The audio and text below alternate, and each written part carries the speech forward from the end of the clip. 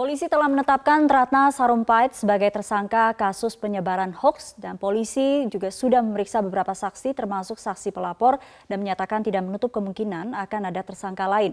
Bagaimana kelanjutan kasus ini kita akan membahasnya bersama saksi pelapor yang juga Ketua Umum Cyber Indonesia Muanas Alaidit. Selamat pagi Mas Muanas. Mas Muanas, Anda salah satu dari beberapa orang yang juga melaporkan kasus Ratna Sarumpait ke pihak kepolisian. Dimintai klarifikasi sudah oleh pihak kepolisian? Beberapa hari yang lalu kita sudah dimintai undangan, ya, klarifikasi. Undangan klarifikasi dan ada beberapa bukti juga yang kemarin sudah kita bawa. Diantaranya adalah beberapa konten termasuk di media sosial, media online dan video rekaman preskon kita sampaikan yang pasti yang ada hubungannya dengan perkara tentang dugaan tindak pidana yang disangkakan soal berita bohong dan penyebaran melalui transmisi elektronik. Anda juga menilai bahwa ada beberapa pihak di sekitar Ratna Sarumpait ini juga ikut terlibat dalam kasus hoax yang belakangan ini membuat heboh gitu masyarakat. Dasarnya apa, Mas Muanas? Iya, jadi kalau dasar pelaporan itu kan sebetulnya adalah ini kan bukan delik aduan ya, ini delik umum, siapapun kemudian bisa melaporkan. Itu pertama. Kemudian yang kedua, yang paling penting adalah bahwa di sini ada dugaan tidak pidana. Ini negara hukum, setiap warga negara berlaku kedudukan sama di depan hukum. Maka kalau kemudian orang melihat satu tindak pidana, itu dia harus melaporkan. Bahkan kalau tidak melaporkan pun sebetulnya itu bisa saja, karena ini kan tadi sudah disampaikan bahwa ini bukan merupakan delik aduan. Nah, tapi kita kemudian membantulah pihak kepolisian untuk bisa membuat terang satu perkara dengan terlibat menjadi pelapor, karena setidak-tidaknya saya cukup memahami ya, tahu persis tentang bagaimana kronologis peristiwa ini kemudian terjadi. Dari kemudian misalnya tadi diceritakan kan.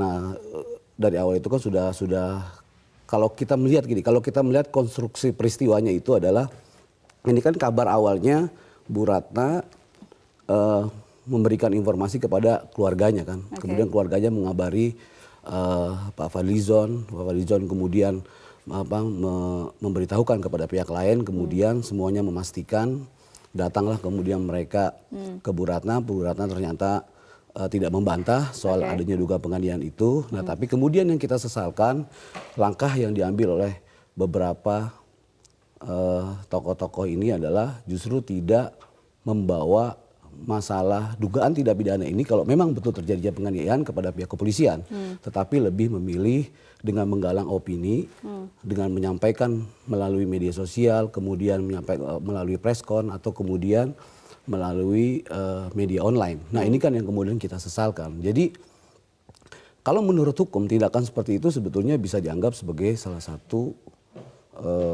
unsur kesengajaan dengan kemungkinan ya. Jadi seharusnya yang paling kalau memang merasa simpatik dengan dugaan terjadinya kekerasan terhadap seorang nenek-nenek gitu yang katanya berusia 70 tahun, harusnya tetap memilih melaporkan kepada pihak kepolisian. Tetapi kan ini yang kemudian tidak ditempuh. Tidak dilakukan. Iya, itu yang kemudian tidak dilakukan. Tetapi justru malah kemudian malam harinya ada pertemuan di daerah sekitar Menteng, McD. Nah, itu beberapa tokoh kemudian hadir, justru malah kemudian mengkonotasikan dugaan kekerasan yang terjadi pada Ibu Ratna dianggap sebagai sebuah kekerasan politik tanpa bukti. Nah, kemudian meminta agar misalnya pemerintah dalam ini adalah Pak Jokowi bertanggung jawab. Nah, sementara kita tahu bahwa Pak Jokowi adalah salah satu juga pasangan calon dalam pilkada. Nah, ini yang kemudian saya kira menggiring opini publik. Ya, kita menduga menggeser bahwa sebetulnya ini adalah persoalan hukum, tapi kemudian digiring kemudian menjadi persoalan politik. Nah, ini yang kemudian saya kira tidak sehat gitu loh. Jadi kalau kemudian misalnya melihat ya hasil dari proses penyidikan polisi, kan kita merasa bahwa Bu Ratna ini juga menyampaikan permohonan maaf ini juga sama sekali tidak secara sukarela gitu loh, karena polisi misalnya menemukan beberapa jejak dengan peristiwa-peristiwa yang pada saat itu beredar. Misalnya mengatakan bahwa Bu Ratna baru keluar dari bandara, kemudian ada kekerasan di sekitar lahan parkir terjadi di Bandung, kemudian ada pertemuan juga. Nah, sementara polisi sudah melakukan pengecekan, bahkan terhadap beberapa saksi-saksi fakta. Nah, kemudian tergambar gitu loh bahwa ini adalah penuh dengan kebohongan ya, sampai kemudian pada akhirnya Bu Ratna menyampaikan permintaan maaf. Tetapi poin yang paling penting bagi saya adalah sampai pada saat peristiwa itu ya, fakta hukum yang kemudian kita temukan, Bu Ratna sama sekali tidak pernah mengeluarkan statement apapun tentang dirinya dilakukan kekerasan atau adanya dugaan penganiayaan terhadap yang bersangkutan, kecuali ramai kemudian ribut di media sosial yang justru dilakukan oleh para sejumlah tokoh yang akhirnya kita laporkan. Jadi dasar Anda melaporkan beberapa orang ini karena Anda membaca dari kronologisnya ada unsur kesengajaan di situ ya. Ada beberapa pasal yang menjadi acuan betul untuk melaporkan kasus ini, ada pasal 14 dan 15 Undang-Undang Nomor 1 tahun 46 itu. Soal penyebaran kabar bohong. Ya, kemudian bohong. pasal 28 ayat 2 Undang-Undang Nomor 11 ini Undang-Undang ITE. Iya, tentang ujaran kebencian. Di sini ada unsur ujaran kebencian. Iya, Anda juga kebencian. menemukan ada unsur kebencian di situ? Ya itu yang tadi kita bilang bahwa tanpa bukti, kemudian ada satu perkumpulan di satu tempat di daerah Menteng itu. Nah, kemudian mengeluarkan satu pernyataan sikap yang begitu heroik. Nah, mengkonotasikan bahwa penganiayaan yang kemudian terjadi dianggap sebagai sebuah kekerasan politik gitu, tanpa bukti. Nah, ini kan kita tahu bahwa kekerasan politik dan kemudian ditutup dengan bahwa pemerintah harus bertanggung jawab. Nah, ini kan yang kita lihat bahwa kita tahu lah siapa yang kemudian misalnya kelompok ini adalah kelompok-kelompok yang juga mendukung salah satu pasangan calon, sementara kemudian menyerang. Dugaan kita adalah menyerang kan untuk kelompok pasangan calon lain. Nah, ini kan sebetulnya antar pendukung, antar golongan. Nah, itu yang kemudian kita laporkan. Tetapi saya tidak mau melakukan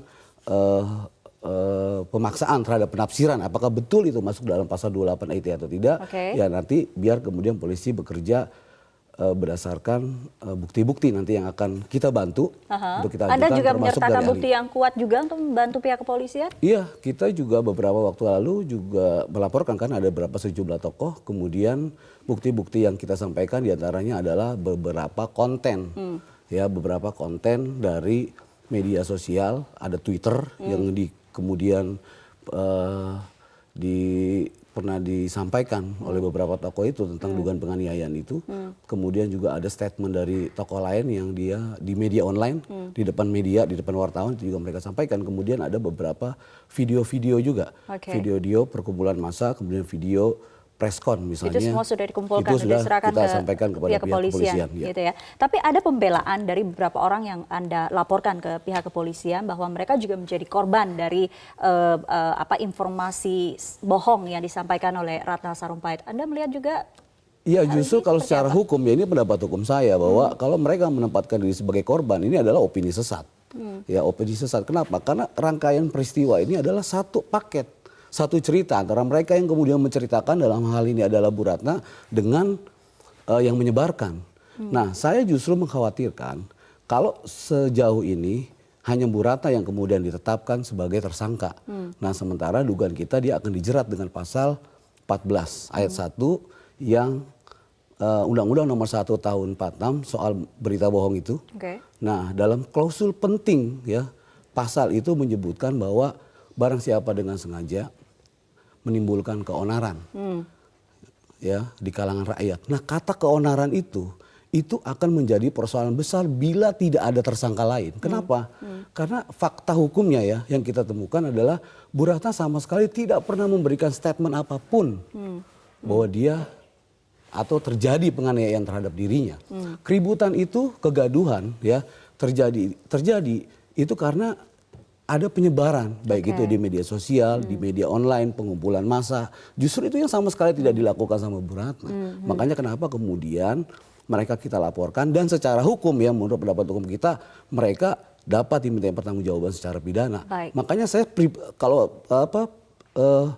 pribadi ya itu sangat meyakini bahwa akan ada tersangka baru yang mungkin akan ditetapkan oleh pihak kepolisian dalam perkara ini. Kita akan tunggu sama-sama seperti apa proses penyelidikan di pihak kepolisian. Terima kasih Mas Muwana sudah hadir di Metro Pagi Prime Time. Kita jeda dulu pemirsa, kami masih akan kembali dengan sejumlah informasi lainnya.